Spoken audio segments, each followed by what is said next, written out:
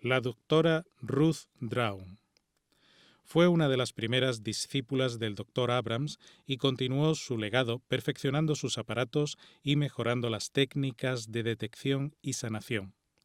Entre las mejoras hemos de destacar la incorporación de una plancha rectangular de goma, en distintos materiales, a la que denominó placa adherente o placa de adherencia. Introduciendo esta plancha de goma, consiguió eliminar al sujeto sano que servía para percutir. La plancha de goma actuaba como un sistema de detección.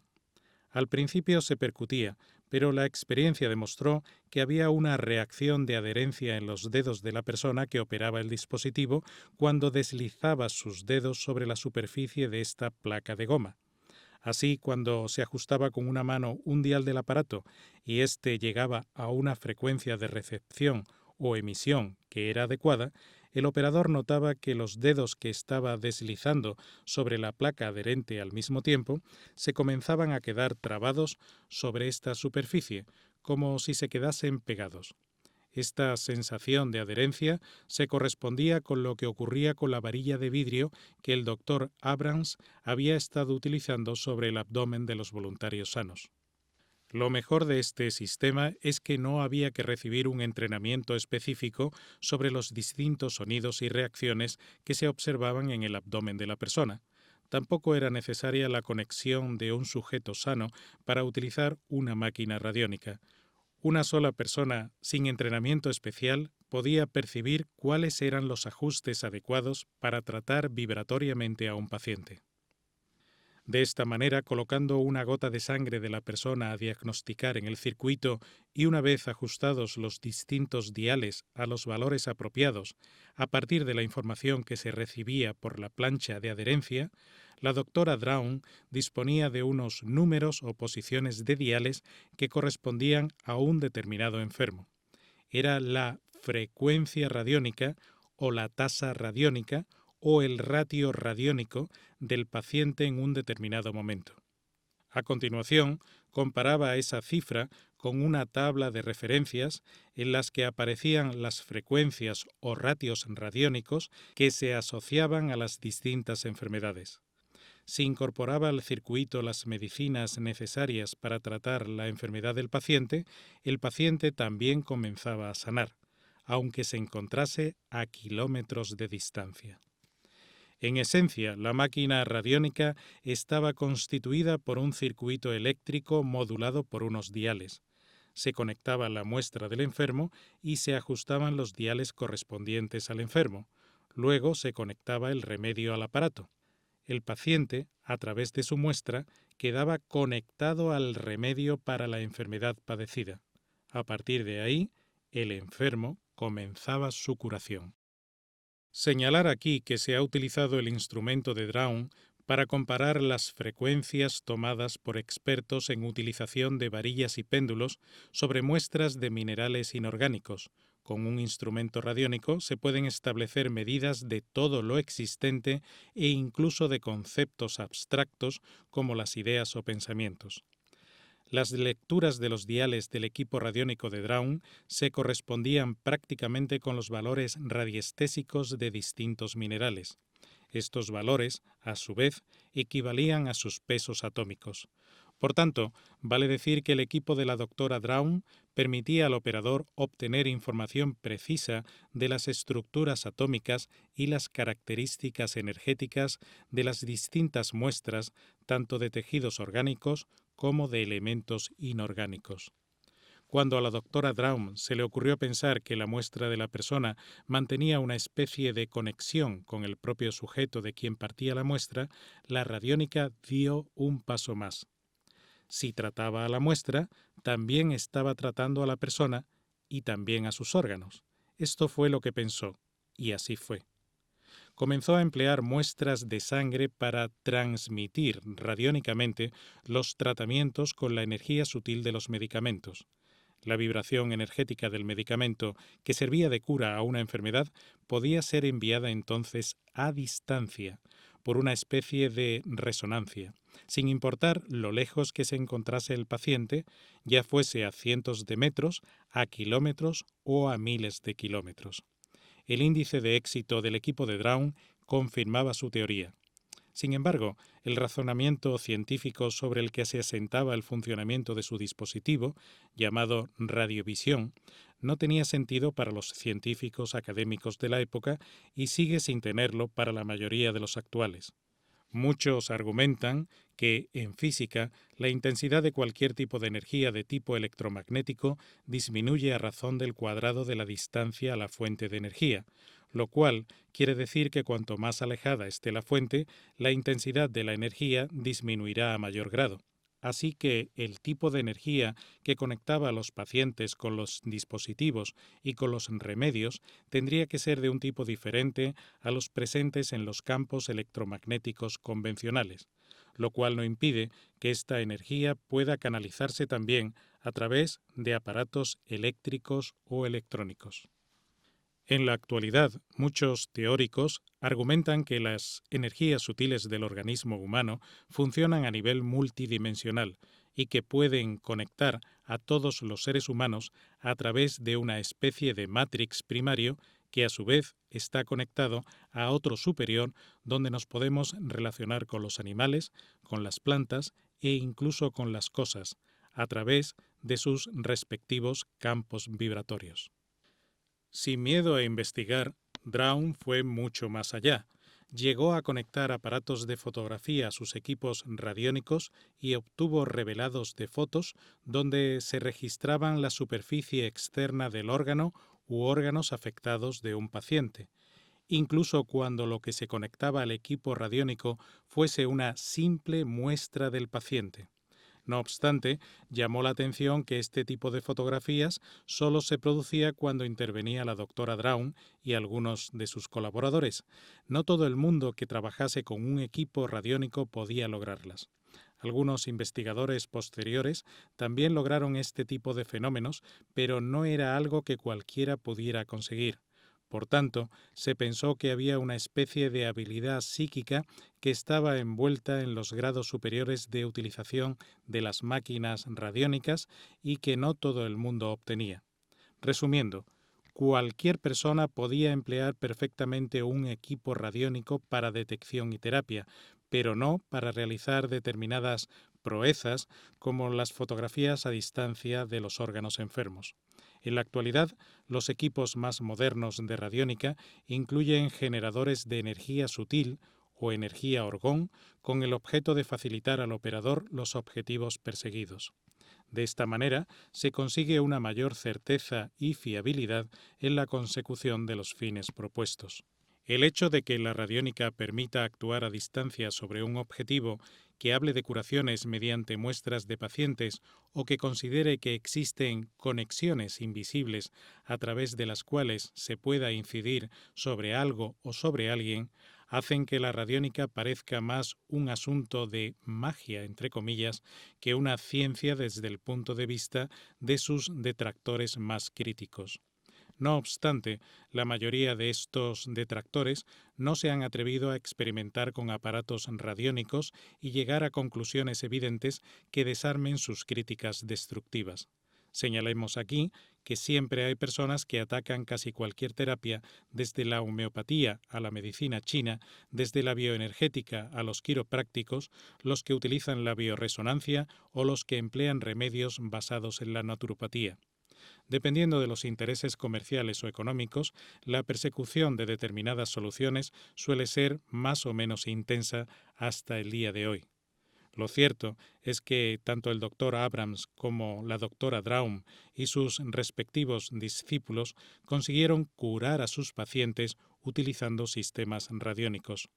No obstante, casi siempre fueron atacados por muchos que ostentaban poder dentro de estamentos médicos y farmacéuticos.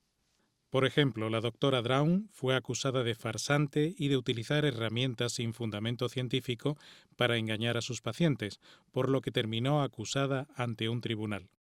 A pesar de presentar cientos de testimonios reales de pacientes que habían solucionado sus problemas, algunos de ellos enfermedades de tipo incurable según la medicina convencional, la doctora terminó siendo acusada de fraude médico y sentenciada a una corta condena de prisión.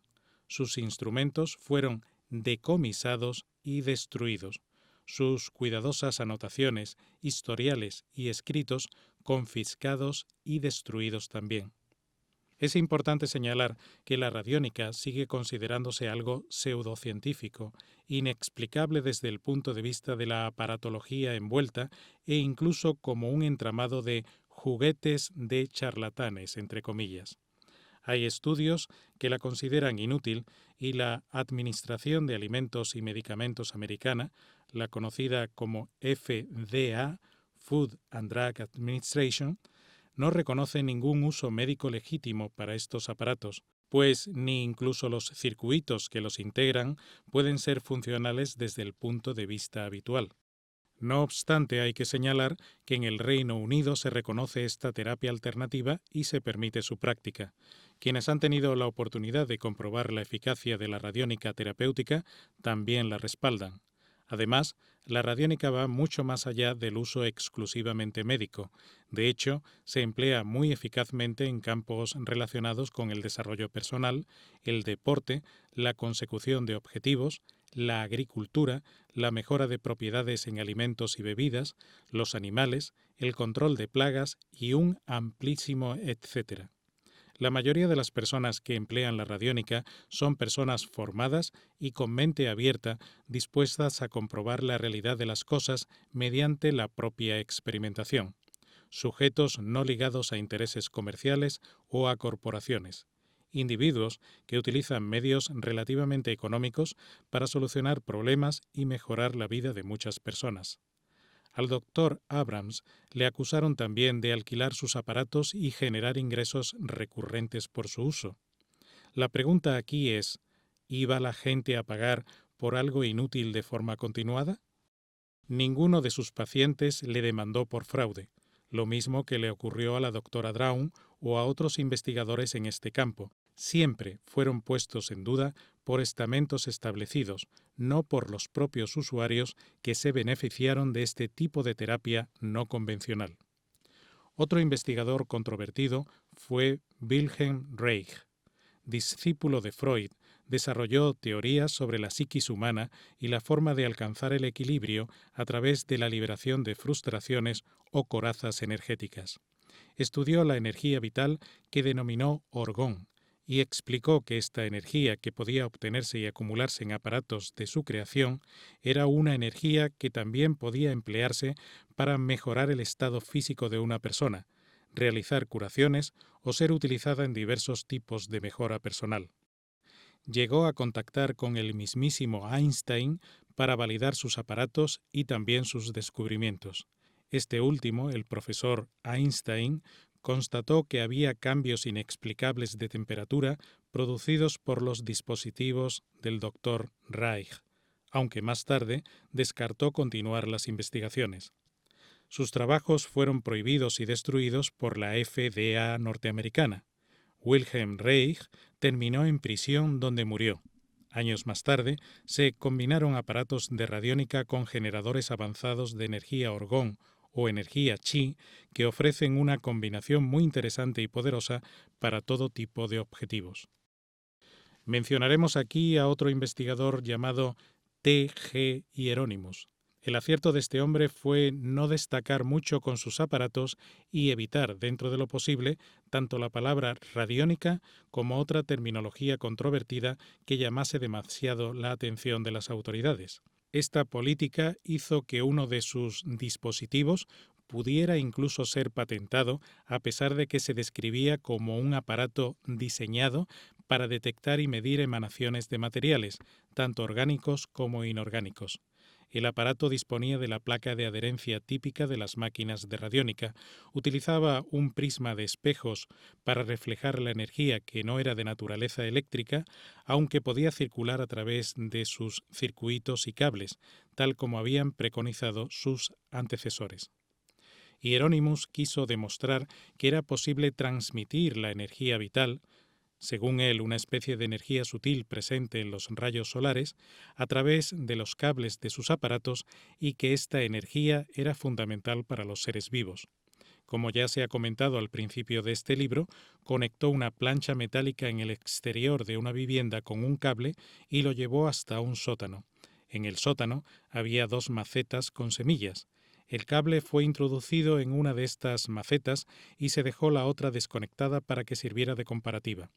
La maceta con las semillas sin el cable solo pudo hacer crecer algunas semillas y muy débilmente. La maceta conectada permitió el desarrollo de plantas sanas con un color brillante. Ambas macetas estaban en la oscuridad y fueron regadas igualmente. Este experimento fue repetido por otras personas que dieron validez a la prueba. Hieronymus consideró que la energía helóptica, denominada así por él, en realidad energía orgón, formaba parte de la energía solar y que podía mostrar tanto las características de la electricidad por su capacidad para ser transmitida por cables metálicos y las características de la luz, ya que la energía que necesitaban las plantas para realizar la fotosíntesis de la clorofila corresponden a la luz en el espectro visible. Hieronymus siguió investigando y realizó innovaciones que muchos otros aparatos radiónicos han recogido tanto en su concepción de circuitos como en la utilización de los aparatos y las muestras de las personas. Demostró que no solo se podía utilizar una gota de sangre para establecer una conexión directa con la persona objetivo, sino que era posible emplear una fotografía de la misma. La evidencia de años trabajando con equipos radiónicos muestra a los practicantes de este método de terapia y desarrollo personal que la fotografía parece funcionar tan bien como las muestras orgánicas. A través de fotografías o incluso radiografías, los equipos de radiónica adecuados son capaces de mostrar las características de una persona, y mediante esa misma fotografía se puede transmitir el remedio más adecuado para esa persona o enviar una intención determinada. Por ejemplo, mejora de capacidades, desarrollo de habilidades determinadas o reequilibrar energéticamente, entre otras muchas. Señalemos aquí que es interesante ver el capítulo dedicado a las múltiples posibilidades de las máquinas de radiónica. Las fotografías en radiónica sirven para transmitir a distancia la energía sutil en la frecuencia curativa apropiada a un paciente que no se encuentra presente. Incluso no es necesario que el paciente conozca que está siendo beneficiado por esta transmisión energética para que haya mejoría, lo cual invalida la teoría de que la radiónica solo actúa a nivel placebo. Además, también se puede tratar animales o plantas con resultados que son a veces absolutamente espectaculares. Expresado de otra forma, es posible realizar modificaciones a nivel energético y sutil a distancia sobre personas, animales, plantas e incluso sobre circunstancias determinadas relacionadas con grupos o personas. A tenor de lo expresado aquí, habría que considerar si es ético tratar o actuar sobre una persona sin su consentimiento por mucho que los familiares lo consideren apropiado. Muchos terapeutas radiónicos se niegan a realizar acciones sin el consentimiento expreso de la persona a quienes van a ayudar. Por otra parte, también se plantea la idea de que si la radiónica sirve para ayudar a una persona a sanar, también se podría usar para todo lo contrario. Hieronymus siempre trató de evitar que esta posibilidad se planteara, temiendo que las fuerzas militares y de inteligencia de los países emplearan la radiónica de forma negativa. Algunas fuentes apuntaron en su día que tanto la Unión Soviética como los Estados Unidos se enzarzaron en una secreta guerra psíquica en la que ambos países trataron de influir negativamente en personalidades de la nación antagónica. Según estas mismas fuentes, los especialistas trataban al mismo tiempo de mantener a los suyos en buen estado, contrarrestando los ataques de los contrarios mediante aparatos de naturaleza radiónica. Hieronymus demostró que en las circunstancias adecuadas, un uso apropiado de las fotografías con los aparatos radiónicos podía reportar beneficios curativos excepcionales. No obstante, dado que la utilización de la radiónica con fines curativos estaba prohibida en los Estados Unidos para ser empleada en el género humano, este investigador optó por llevar sus investigaciones y desarrollo de aparatos radiónicos con mucha discreción y encaminándola a aspectos menos controvertidos. Dirigió sus estudios al tratamiento de enfermedades y plagas en las cosechas. Hay que mencionar que otro pionero, Curtin Upton, ya había adaptado uno de los dispositivos del Dr. Abrams para ser utilizado en la detección y tratamiento de enfermedades de las plantas. Este investigador comprobó que podía diagnosticar y tratar alteraciones en los cultivos introduciendo una hoja de la planta afectada o de las plantas afectadas en su aparato radiónico o simplemente colocando en el mismo una fotografía de los cultivos, plantas, árboles o campos destinados a la plantación. Pero sigamos con Hieronymus. En la década de los 60 del pasado siglo, un ingeniero llamado Ed Herman solicitó a Thomas Galen y Hieronymus que realizara una demostración de la radiónica sobre un árbol infectado de orugas que se encontraba en su jardín. Thomas y sus aparatos estaban a más de 500 kilómetros de distancia del árbol enfermo, que por otra parte había sido tratado con plaguicidas y abonos sin resultados.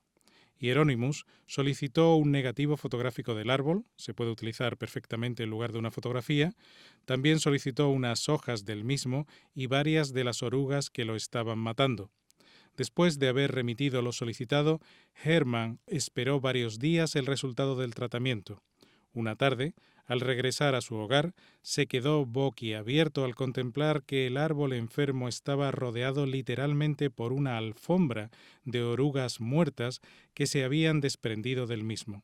Un mes más tarde, el árbol estaba recuperado y lozano.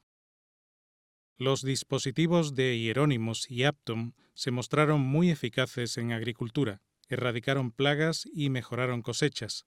Aparecieron empresas que utilizaban la radiónica para estos menesteres con mucho éxito y los granjeros las contrataban por ser muy competitivas y cumplidoras. El cliente tomaba fotografías aéreas de los cultivos que requerían tratamiento y estas fotografías se introducían en los aparatos radiónicos con los que la empresa contaba. También se suministraban dispositivos a los propios granjeros. A través de estos aparatos se enviaba la vibración de una determinada sustancia química dañina para los insectos que atacaban a un cultivo. Todo a través de las fotografías o muestras de las plantas. Una de las empresas dedicadas a este tipo de tratamiento, Omeonic Research Foundation, de Harrisburg, en Pensilvania, solo cobraba sus servicios si conseguía erradicar la plaga, lo cual implicaba 0 riesgos para el granjero, pero mucho éxito para la empresa, porque los resultados comenzaron a ser espectaculares. Tanto así que las empresas de pesticidas se enzarzaron en una disputa con el objetivo de eliminar a Omeonic Research de la competencia. Finalmente lograron su propósito acusando a los operadores radiónicos de fraude, a pesar de que la empresa solo cobraba por resultados, como ya se ha mencionado. El problema principal con el que tuvieron que luchar tanto Hieronymus como sus colegas radiónicos fue la negativa de los científicos reconocidos de la época a involucrarse con ellos y certificar los resultados obtenidos, por lo que finalmente los lobbies de la industria consiguieron que la radiónica dejase de ser utilizada oficialmente sobre los campos de cultivo de los Estados Unidos.